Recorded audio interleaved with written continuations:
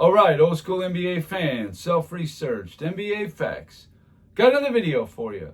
As always, thanks to anybody who watches my videos, subscribes to my channel. I really appreciate it. In this video here, I'm simply going to show Scottie Pippen, the alleged Jordan savior, who, let me be clear, I do not hate on Scottie Pippen. I enjoyed watching him play. I always thought he was a vital piece to the Bulls' success. But in recent years, this revisionist elevation of Scottie Pippen, I just can't get behind it. He's got the correct praise all the way up until about 10 years ago. He's a top 75 player. He was the Robin to Jordan as Batman. He was very close to equal as good a defender as Jordan. Very close. So you had two guys that were elite defenders on the same team, especially in the first three-peat when these guys were in their primes. And of course, the second three-peat, that continued. Maybe they both did slow down a little bit. But then you bring in Rodman, who's definitely was past his prime. But with him and the addition of Ron Harper, you really had a great defensive team there. But when you look at Scottie Pippen in the finals, because again, according to people like Shannon Sharp, Nick Wright, there's been a plethora of others. FYF Sports thinks he might be a top 10 all-time player, which is just ridiculous. But look at what he did in the finals. We're going to visit that. Scottie Pippen is widely regarded, and I don't even know what the counter argument would be, as the overall second best player in all 6 of the Bulls championships.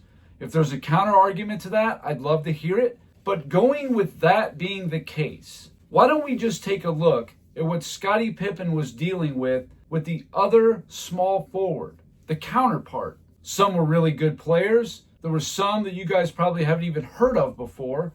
And I feel like Scottie Pippen should have dominated these guys. But let's take a look right here. Here's the first three-peat.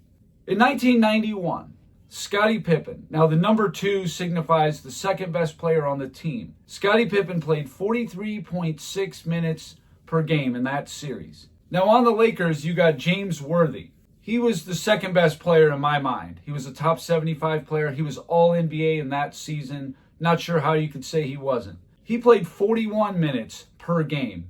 But of course, he didn't play in game 5, and he was hobbled. Just to put a little context on it. Points per game, Scottie Pippen averaged 20.8. James Worthy averaged 19.3. So that's only a point and a half in 2.5 more minutes. To me, that's about a wash. Field goal percentage, Scottie Pippen shot 45.3% from the field, and Worthy 47.9% from the field. On three-point shots, and the reason why I really think this is important more than any other stat, besides points and field goal percentage, of course, is just to show that how many three-pointers was Pippen shooting that might have dragged down his field goal percentage, trying to be fair. So as you can see, Pippen was 1 for 5, Worthy was 1 for 6. All things considered, I would call that a wash. All right, so that's fine. The second best player of the Bulls matched the second best player on the Lakers. All things considered, I would look at that and call it basically a wash. Sure, there's other things you can factor in. Worthy missing game 5. You could say that Pippen was more valuable because Worthy missed the whole game. Sure, no problem. But for the most part, head to head, when Worthy was in there, that's about a wash. The 1992 finals. Scottie Pippen, again, second best player. Portland had Jerome Kersey, and I put 4. And I could have even put 5 on here. Obviously, Clyde Drexler was the best player. Terry Porter, the second best player. I think Buck Williams was the third best player. He was all defensive. He was double-double machine. Kevin Duckworth, a 2-time All-Star, easily you could say was the 4th best player. But I didn't do that.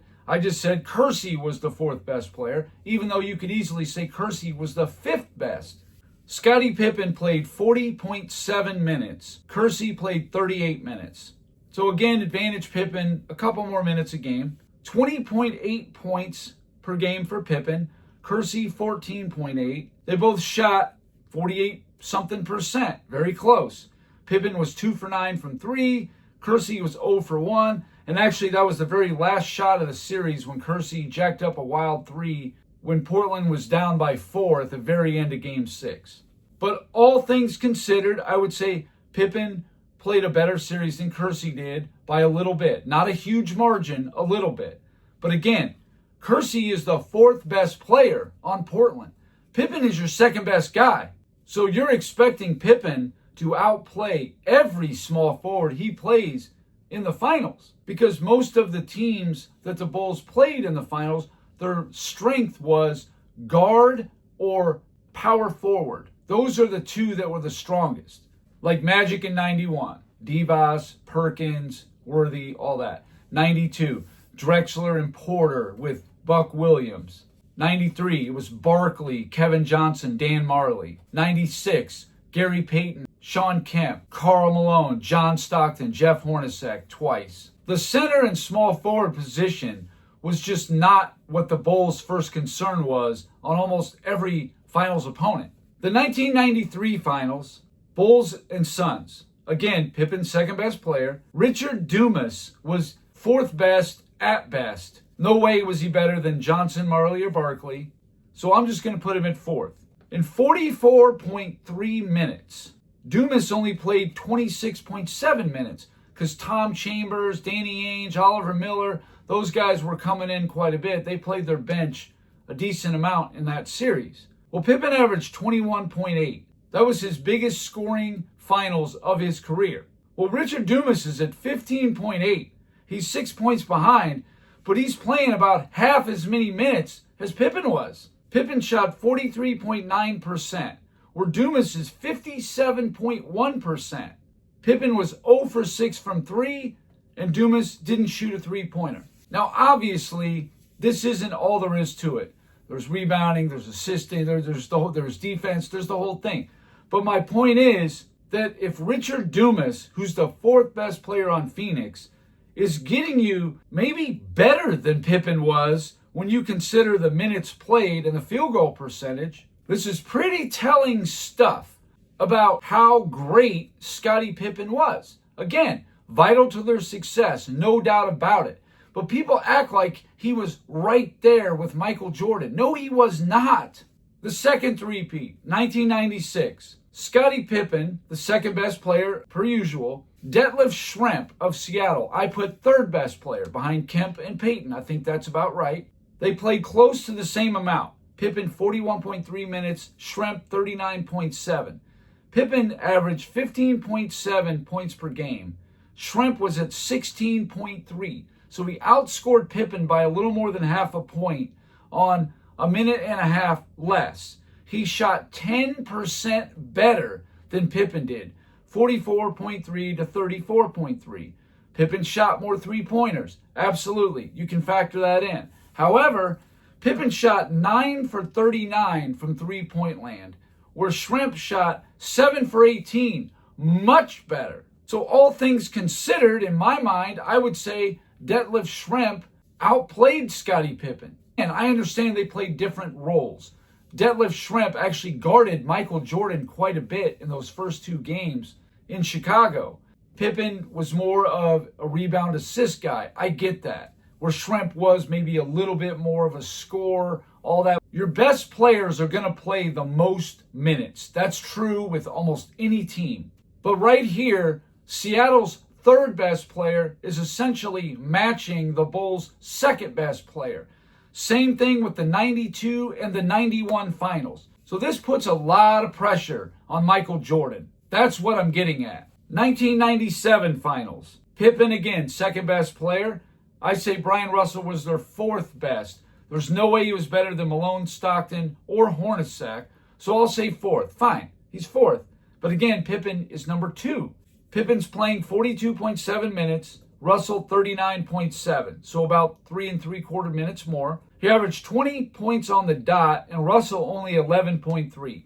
So Pippen is definitely giving him more offensive production, no question. He shot 42.1%, and Russell only 39%. However, when it came to three-pointers, Pippen was 12 for 32, which not really that great. I mean, not horrible, but meh.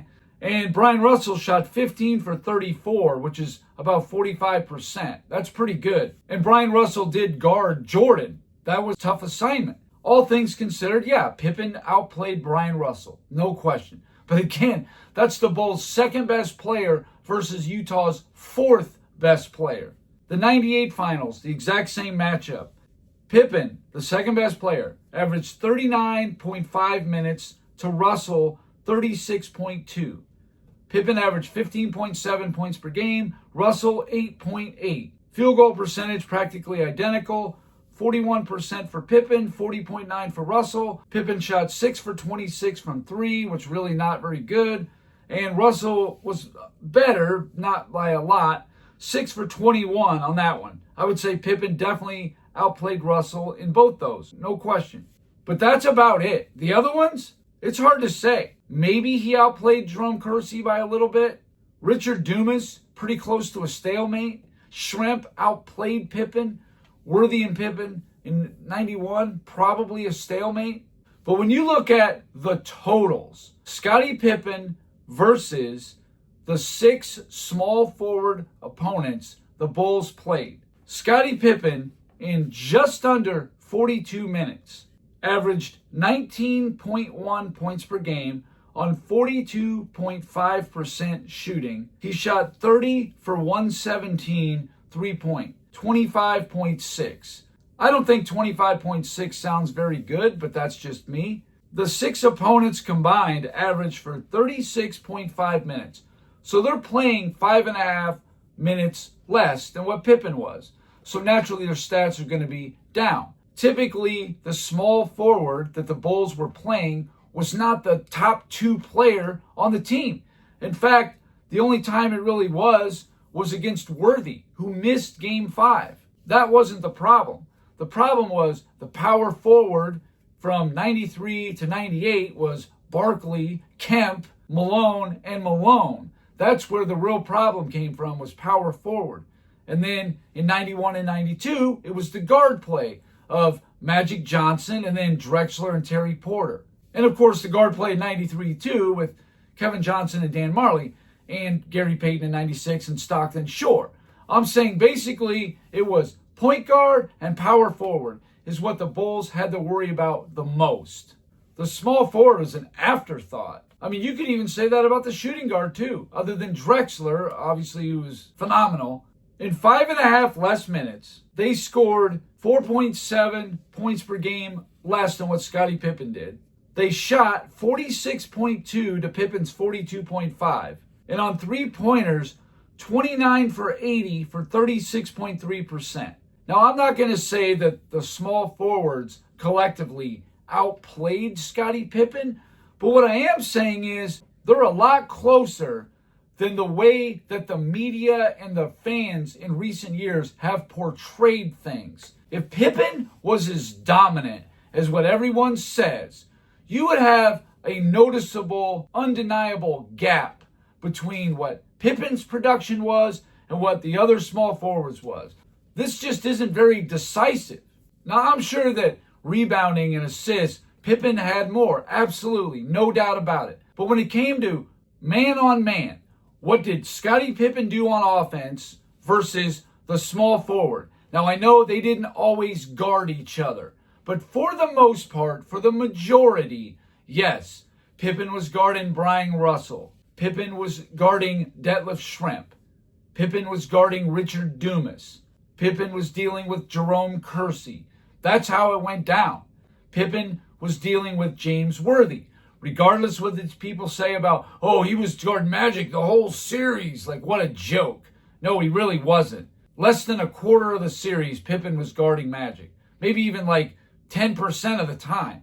And in Game 1, Worthy was schooling Pippen. But my point is, the gap is just not here to justify that Pippen is some kind of 1B to the Jordan's 1A. The gap between Jordan and Pippen is much larger than what Pippen was to just some normal average small forwards in the finals was. Pippen is a lot closer to the pack than what he ever was to Michael Jordan. Let's just get that cleared up right now. Aside from a hobbled James Worthy, you're talking about Jerome Kersey. Yeah, he was a solid player, but nothing special. Detlef Schrempf, sure, he was a good player. He outplayed Pippen in 96. Richard Dumas, I bet half of you guys don't even remember that guy. He was a real flash in the pan. He wasn't bad when he was in there. And then Brian Russell. Yeah, good shooter. That's it. Nothing else you could really say about him. Pippen did not have some unbelievable assignments to deal with, okay? Those went to Jordan and Rodman, believe it or not. Pippen guarded the wing player, but Pippen wasn't guarding Clyde Drexler. He wasn't guarding Gary Payton. He wasn't guarding John Stockton. That's just not what happened. And he surely was not guarding Karl Malone, Charles Barkley, Sean Kemp, Buck Williams, Vlade Divac, or Sam Perkins. That's just not what happened here. So let me know in the comments. Do you guys think that Pippen thoroughly dominated the other team's small forward? Or do you think it's like I said? It's kind of close. Give Pippen the edge, absolutely. But it's pretty close compared to, you want to say Pippen was right there with Jordan as far as importance to the team and their success? Come on. Anyway, that's all I got for this video. Thank you guys for watching. If you liked it, please hit the like button. If you wouldn't mind sharing it, that would be great. If you haven't subscribed already, please do. I've been giving daily content. And that's it. Until next time.